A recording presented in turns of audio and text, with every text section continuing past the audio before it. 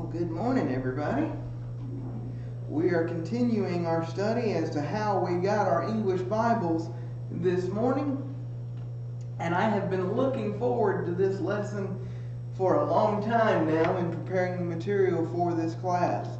Now, I have a lot to cover this morning, so this may end up being a two-lesson set within our lessons in this class. As this section, as we are going to spend our time this morning discussing the seminal moment for the English Bible. 410 years ago this year, this book was produced. This is an accurate reproduction of a 1611 copy of the King James Version of the Bible. As we have been studying the development of the English Bible over the last few weeks, we will notice something. Some, when discussing the history of this translation, will say it took a team of 50 men 70 years or 7 years, rather 50 men for 7 years to produce what is held within the covers of this reproduction. But as we have seen the development of the English Bible through its earliest rudiments in Wycliffe's translation written by hand to its first more modern expanding into the common people's hands through men like Tyndale, who we studied last week, we are talking more like 207 years of development in order that you and I might possess the Word of God in a form that we can easily understand. It is accurate and it is still reliable.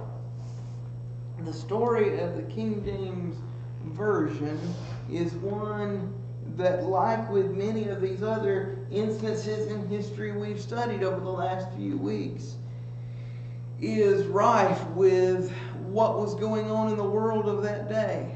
The politics, the religious politics between the churches, and the issues which both hindered and helped the development of this translation, which still to this day is the best-selling translation of the Bible in English throughout the world. Now that it is in public domain, that is the text of the King James Bible, as in public domain, it can be reproduced any way, in any form, at any time for people to read and to understand. The copies which some of us may have this morning are not what you will see within the pages of this reproduction.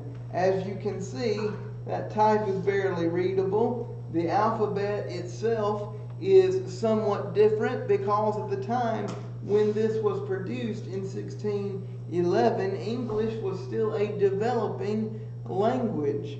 And so some things have changed, syntax-wise or otherwise, since this copy was produced. But yet it is still readable and understandable. It takes some effort, but even today we modern English readers could understand it with a little bit of dedication. However, yes, Doug? I do want to point out that even though that text does look a little foreign to us, it is still considered modern English. It is. It is not Middle or Old English. It is not Middle in the classical sense, no. But it is certainly not modern in the newest sense, in the neo-modern sense, in that it's still 410 years later is very different in the way that we colloquially communicate or even communicate through writing in the way that speech is carried out. But yes, from a historical standpoint, it is still considered modern English and therefore is understandable to us, though you will notice that the F's will look like S's and vice versa in this text, and you will see several different things as far as typeset with that would be somewhat confusing for us today. But as we discuss the impact of this translation, what I want us to gain is an appreciation for the scholarship behind it. Once we move past this discussion of the King James Bible into how more of the modern, as in more of the 20th and the 21st century translations developed out of this translation, which was the seminal English translation for many, many years before there was even another that was commonly and widely read. What I want you to see is the scholarship and the amount of care that was taken in getting this right. One of the things that we have seen through the development of the English Bible is that some of the text base, and we talked about this briefly in our discussion of Tyndale last week, is that some of the text base which some of these early translations were using had become so corrupted that the byword or the important fact became to return to the text itself, to make a translation into the English language which would be accurate to the text itself in both Greek and Hebrew, Old Testament and New Testament, and nothing more. You see, by the time of Tyndale, the Latin Vulgate, which was the major translation from which the previous English translations had been drawn, had become so corrupted that you may remember that before Tyndale, Erasmus, who developed the Greek text that we still use today as the Textus Receptus and was the basis of the New Testament for the King James Version, developed that out of a desire to go back to the original language. Tyndale, in turn, based his translation upon those writings and his own studies of Hebrew, being, of course, a language scholar. He spoke 8 languages and wrote fluently in 8 languages, as we spoke last week. And so we see this push towards the idea of accuracy. And for all his flaws, King James was really a champion of this. This version, this translation, carries his name as it ought, though he might have been doing it from a political standpoint, and we will have some discussion in this lesson or the next towards the reasons perhaps why he did it. He will be the champion of an accurate English translation from the original text as we have. Now, though the story of the English Bible goes back further than 1604, 7 years before the publication of this translation, 1604 is a very important year for us, because that is the year in England when this translation was commissioned. 50 of the greatest scholars of the day were chosen to serve on a committee in translating the most accurate version of the scriptures in English that was possible. And as we enter into this discussion of how the King James Bible developed, I want us to understand that the world into which this translation came and has survived now for 410 years is very, very different than ours. Imagine yourself, put yourself in the place of a commoner in England in 1604. Theirs was not a world like ours in any way, shape, or form. Have you noticed how fast things move today? Everything is a quick reaction. Everything is speeding up. Everything seems to be faster every day. The pace of life in 1604 in England was very, very different. Much slower than that of ours today. You think about what comes with the speed of life in modern society, 21st century society. For us today is a lot of innovation and change comes about. We see that in simple ways just with the development of technology. Look at, in general, the development of technology and progress in those sorts of fields, and the medical field and other fields such as that, where so much has been done in such a short period of time. Look at just the earliest calculators and the amount of processing power that those had not that long ago versus the processing power and the memory of most cell phones that people carry in their pockets. We in our society are used to rapid development and change. Not so in 1604 in England. Again, these were not things. When new developments came about, new things arrived on the scene, and they were not as easily accepted as they are for us today. We see a new piece of technology, and within 6 months to a year, it has become commonplace. But people in that day, their mentality was very different. They were more suspicious. They were more cautious. They were more thoughtful as innovations came about. As one writer I was reading said, we have to understand that innovations were not as consciously cultivated and thoughtlessly celebrated in these days as they are for us now.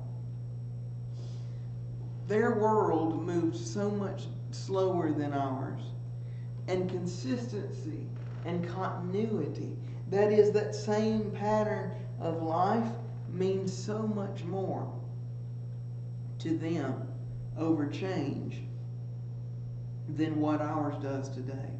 We have to understand that the change, the shift from the now deceased Queen Elizabeth into King James, the crowning of a new monarch was a grand event that deeply affected their lives and their identity as a nation.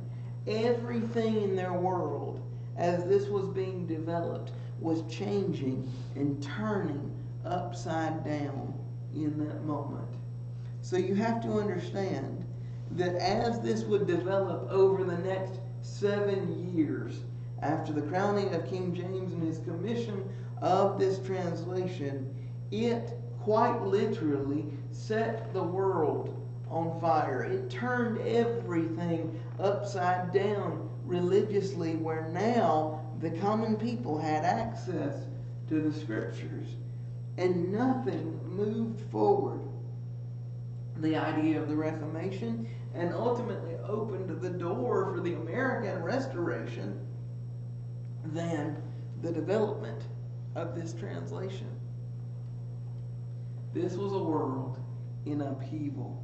It is one that authors like Marshall McLuhan, some of you may be familiar with him. He was relatively popular with the counterculture in the late 50s and early 60s at times, but I always found that odd, because when you actually read his writings, he is the very opposite of counterculture. His main argument of the day was against the modern idea of constant progress for progress' sake, which would develop about 100 years after this translation is put forth, when modernism would begin to be the thought of the day. He would describe these people as living in the acoustic world, and how much healthier they were than perhaps we are in our constant state of flux and change. But that's why we have to understand that the moment when this translation entered the world was a moment when everything changed. As King James comes to the throne in replacement of Queen Elizabeth, things will change, and the world will now have access to the Word of God. This was approved by conference in 1604, and there was a collection of people who were chosen for this task. These participants were the king and his Privy Council of Advisors for the Church of England. Now, to bring us up to speed somewhat, the Church of England was a development in the Protestant Reformation because of course, Henry VIII's escapades. We know very well his escapades and his many wives, and as it became less and less likely that the Roman Catholic Church would grant him a divorce, again because of his many escapades in this area of life, he began to establish a Church of England, which would become known as what we know today as the Episcopal Church in America. Very similar to the Catholic Church in structure and everything else, but yet ruled by the King of England himself rather than the Pope. Now, in a world where Rome controlled everything, this was yet another giant blow to that wall of power, which we discussed so much last week. You know, Ernie, we talked about last week, based on your comments, the idea of the overarching power which they used to have. And as this would move forward, what would the People's Revolt that we studied last week in Germany, and the followers of Tyndale, of course, continuing his legacy as the Church of England developed, that created a huge hole in this worldwide control of the people religiously that they had. But King James meets with his advisors, made up of 9 bishops and deans of the Church of England, where they met with some of the Puritans even. Now it's interesting because there is a great deal of strife between the Church of England and the Puritans at this time. Representatives most prominent being one you might know as Dr. John Reynolds, at one point, that they were to be given a voice, but they weren't given the same amount of thrust and importance as the leaders of the Church of England. James would open this council very much like Constantine would open the first council of Nicaea in 325. And James delivered this opening address with a tone that he sets for this translation, which we should understand was the importance and the rudiments of its establishment. Clear cues of what he was expecting out of this. He wanted the doctrine to be based upon the Scriptures and nothing else. Though they might not have fully lived out this idea, that was the thrust of his speech. That as this translation would be developed, that it would be made on a decision basis based upon the text itself and only the text alone. He would make the statement that this was not to be given with any sort of notes or any sort of commentary in the margins at all, except definition of the Greek words.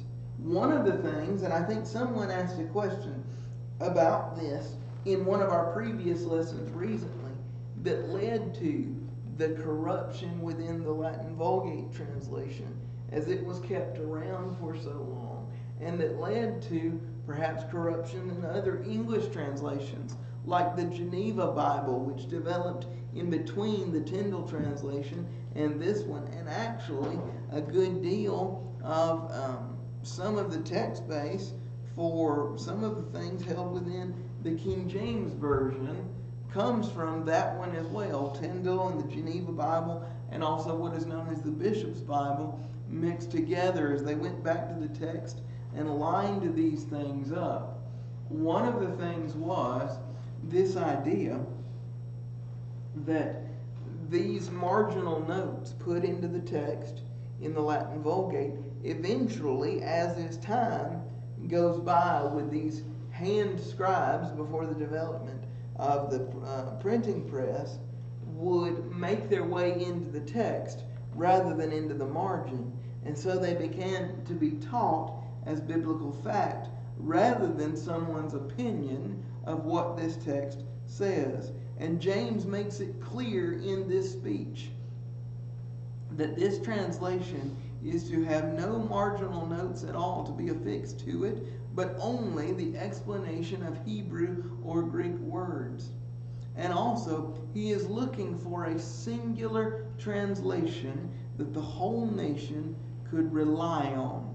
Again, you're looking at a nation at this point where there are three major English translations. Those that are holding to the second edition of the Tyndale translation that we discussed last week, this Geneva Bible, and the Bishop's Bible, which had developed out of that. But James is saying we have this, we need to bring forth a singular, accurate English translation to be read in the whole church, as he phrased it. And so he decreed that special pains were to be taken for a uniform translation, which should be done by the best learned men in both universities and then reviewed by the bishops, presented by the Privy Council, last ratified by the royal authority. You notice he's putting a system into place so that this translation's accuracy might be judged by more than one set of people. As we get into translation theory past the development of this translation, we are going to see that there are two schools of thought in translating the biblical text into the modern versions. Those that are based upon committee in a textual sense, meaning that they are trying to be as accurate to the original text as possible, or those which take the idea of dynamic equivalence. That is the idea of, rather than a word-for-word translation, that is, in translating the text by its words. I'm not saying that we have to list things out sort of like an interlinear where they don't make sense necessarily in modern English, because the two languages and their sentence structure are very different than ours. But there is a difference between a word-for-word translation, translating the words as they should be translated, and a thought-for-thought translation, or a dynamic equivalent translation. Because too often, unfortunately, in those cases, as we will see, there is a tendency where bias can enter. Not to say that there aren't committal biases in the committee system either. You will find them. Again, being that no man today who works on a translation committee of any type is inspired, you are going to find at times those leanings in certain ways that they will translate things. But the goal here with this was to avoid as much of that as possible. The more eyes that are set upon it, the more judgments that are set upon it, the more accurate and reliable perhaps we can provide this translation for the people. Now, you have to understand how shocking this would have been for the university culture of this day, who for the last couple of 100 years have been fighting the church, who has been putting people to death, burning them at the stake for this very idea. It is preposterous to them to have these elite scholars writing something for a largely illiterate public. Though the idea and the byword of all these men that we've been studying about was to give the people the Bible, there's still a great deal of the public who cannot read. And so even in the beginning, when these scholars were being chosen, they didn't know how this was going to work out. What is going to be the effect of this once someone who can read explains these things to them? They stood back in amazement at the achievement of what this translation would become when you think about the world that they're going into. How ludicrous this translation mandate would have been for them to have this commission to reinforce, basically for them, what seemed to be a royal political agenda. We're going to strengthen the Church of England. That which the Catholic Church has held over us will no longer bind us and keep us in chains. You may remember there was a great deal of warring between the nations, those that came from a Protestant background and those that held to the church, even among the civil wars of the English people. To a lot of these scholars, it seemed like all this was James striving to achieve a royal political agenda. But yet, they still put forth the effort. Yet, they put forth all of this work. And what a tremendous thing came out of it. The most accurate translation, at least as far as based upon its text based, that has ever been created. It has withstood the tale of time for 410 years now. And they would begin to work for 7 years, 6 days a week, consistently, all day long, translating from the original texts. Why do we see so many familiarities with the Tyndale translation and those other two? Again, the idea was to make a uniform translation out of what they had. And again, all of those were being translated from the same text. The earliest text, at least as far as date from what we've been able to find, Vatinicus and Sinaiticus, by which a lot of the more modern translations have been translated, has not been found yet. What they are basing it off of is the Erasmus text, which we talked about last week. And so they began tirelessly to work word for word in this translation. Why? Because they believed something. That even though they might not have understood the outlying effects of this, or what was driving the king to do such a thing for a relatively illiterate people, they understood something. That they were holding in their hands access to the Word of God, and that it deserved the respect to be translated accurately and correctly. And so they meticulously went through every book of the canon, and they began to put this book together, this translation which we have.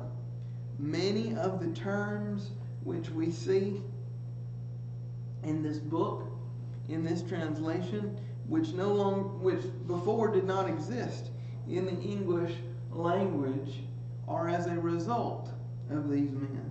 Some of them based on their own bias, but they were able to get around it. Take, for example, the word baptism. The word baptism, as it is presented within this copy of the Scriptures, did not exist in the English language prior to this. At least as they translated it here, because you see, all they did was transliterate, which literally means a letter for letter moving from one language to another, the Greek word baptizo into English, baptism. Now, why do you think they did that? Here's evidence where even in a system of such checks and balances, there's human frailty involved. Does anybody have an idea why they would place that word in the translation rather than what it means, which is, of course, immersion? That's right. The king himself had been sprinkled. It was the common practice, as was with the Catholic Church of the Church of England, to baptize by sprinkling. And so, in order not to infuriate the king, what do? We take the word as it is presented in the text and we anglicize it. We take English letters, replace the Greek letters, place it in there.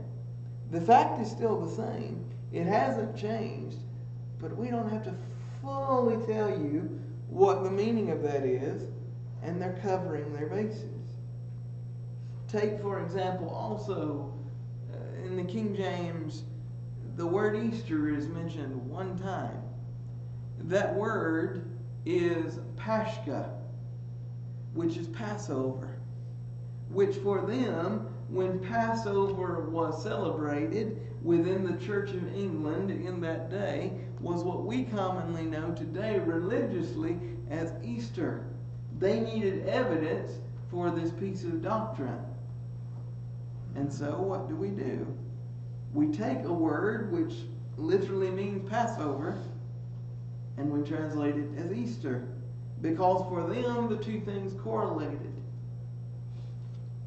Again, as accurate as it is not flawless, but yet it is a tremendous, tremendous achievement.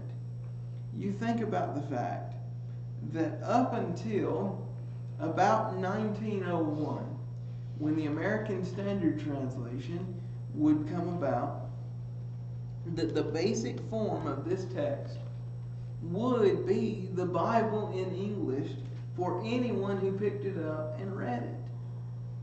Yes, Doug, do you have your hand up? Mm-hmm. Okay. For all of those years, so we're talking close to 300 years at this point, there would be a revision of the text in 1791, again to more modernize, though it's still modern English, to more modernize the structure of it. And when you pick up a King James Version in a Bible bookstore, a dollar store, or download it for free on the internet today, or anywhere else, because it is a public domain translation, and you could even make your own copies of the King James Bible if you wanted to. When you pick up one today, that's the text that you're reading, is the 1791 revision. But this would change the entire world. And the reason why it would change the entire world, we won't get into in fullness this morning because we're running out of time, is because for that period of time, between 1611, when this is developed, as modern printing technology continues to develop, it would lead to more and more of the Protestant Reformation, which is bringing up more and more of the idea of something is wrong here, we need to change it. There were some of our own brethren who developed in more of a restoration idea, even in England in those days, all based upon the fact that there was this uniform translation in the common language of the people that they could read and understand. And so, even in the rudiments of the American Restoration movement, we have this translation of the Bible to thank for it. And so next week, what I want us to spend the majority of the time on, now that we have an idea of how this was developed over this 7-year period, the painstaking links that we're going to translate it as accurately as possible, though there are some flaws in it from time to time, is to show the global impact of this translation, specifically when it comes to preaching the gospel and the restoration movement for us in America. The church has, the church will, and the church always has existed, even in the midst of all of these aberrant bodies that we've discussed. But yet, for us, as products of the American Restoration movement, we can see a direct correlation to this translation and the ability of those who began to preach the truth and open the door of the gospel to the people. We can see a correlation to having this translation and their ability to do that. So we're going to talk about some of the historical implications from this translation next week, both in the Reformation and the American Restoration. And then, over the last few lessons of the class, because we're getting to the last handful now, we're going to talk about how we went from this as the sole uniform English translation to the many English translations that we have today. We're not going to highlight them all because I'm not going to have time to highlight them all. There's too many of them. But we are going to highlight some of the major ones and their development. And we're going to discuss this idea of a word-for-word translation, literal translation, versus this idea of dynamic equivalence, and the importance of understanding that when you pick one up, so that we can react to those texts in a proper manner to make sure that we're teaching people the truth when we use certain things. Because at times those things can get cloudy, even with a translation as accurate as this one. There are, again, still flaws that if you don't understand the background, at times you might accidentally say something that perhaps is not what God would have us to perpetuate. But that's how we're going to continue the second part next week in the development of this translation. Does anybody have any comments they want to make before we close this morning? Well, if not, thank you for your attention. We've come a long way going from the original Hebrew and Greek, the letters which were passed between the churches, to this point, the center point of the development of the English Bible. If anybody is interested in looking at what a 1611 King James would look like, you are more than welcome to come by and pick this up, look through it, thumb through it, get the idea of the differences in today and what is contained within this book. You're more than welcome to that. It'll be up here for the rest of the day as well. But thank you for your attention, and we'll be dismissed for this morning.